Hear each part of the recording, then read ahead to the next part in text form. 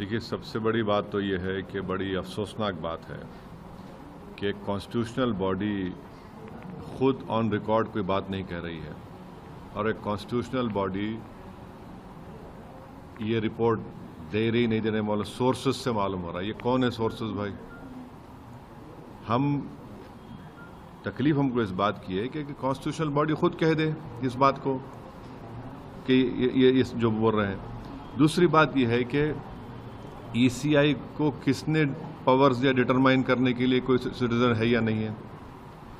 तीसरी बात यह कि मैं सबसे पहली हमारी पार्टी थी जिसने कहा था कि ये जो एसआईआर हो रहा है बिहार में, ये एनआरसी बैकडोर से हो रहा है। वो साबित हो रहा है। ईसीआई को पावर्स नहीं है सिटीजनशिप डिटरमाइन करने का।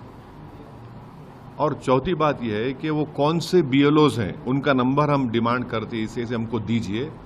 हम अपने पार्टी के लोगों को बोलेंगे जाके इन बीएलओज से मिलिए और हमको बताइए कि कहाँ पर आपको ये जो नेपाली कह रहे हैं, म्यांमार के कह रहे हैं, बांग्लादेशी आपको मिले हैं।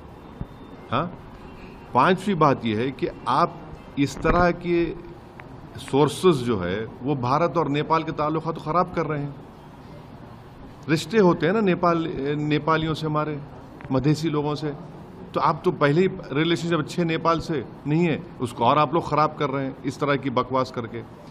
छठी बात यह है कि 2003 में एसआईआर हुआ था। हम पूछना चाह रहे हैं इन सोर्सेस से, चलिए ईसीआई से नहीं, इन सोर्सेस से पूछना चाह रहे हैं उस 2003 के एसआईआर में कितने फॉरेन नेशनल निकले बताओ। सातवीं बात यह है कि जुलाई 19 2019 में इलेक्शन कमीशन ऑफ इंडिया ने एक जवाब का सवाल दिया जिसको जस्टिस लॉ मिनिस्टर ने पार्लियामेंट में दिया।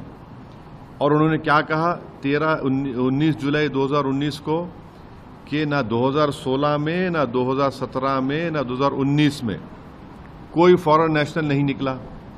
सिर्फ 3 निकले हैं, एक तेलंगाना से, एक वेस्ट बंगाल से, गुजरात से। तो ये सोर्सेस बेशरम है, मैं कह रहा हूं, बेशरम है ये लोग। और 8वीं बात यह है कि किशनगंज, अरारिया, पूर्णिया, कटिहार 2025 में समरी रिवीजन हुआ है। अब समरी रिवीजन में वहां पर नाम जिसके नहीं आए, किसके नहीं आए कि उसकी मौत हो गई या वो शिफ्ट हो गया या फिर वोटर नहीं मिला। समरी रिवीजन में कोई ये बात नहीं आई कि सिटीजनशिप का मामला आया या डॉक्यूमेंट अनअवेलेबल था। तो ये क्यों इस तरह करके एक कॉन्स्टिट्यूशनल बॉडी के वक़ार में, उनके एहतराम में कमी ला रहे हैं? तो ये सरासर गलत है। हम चाहेंगे कि ईसीआई को खुद ऑन रिकॉर्ड ये बात कहे।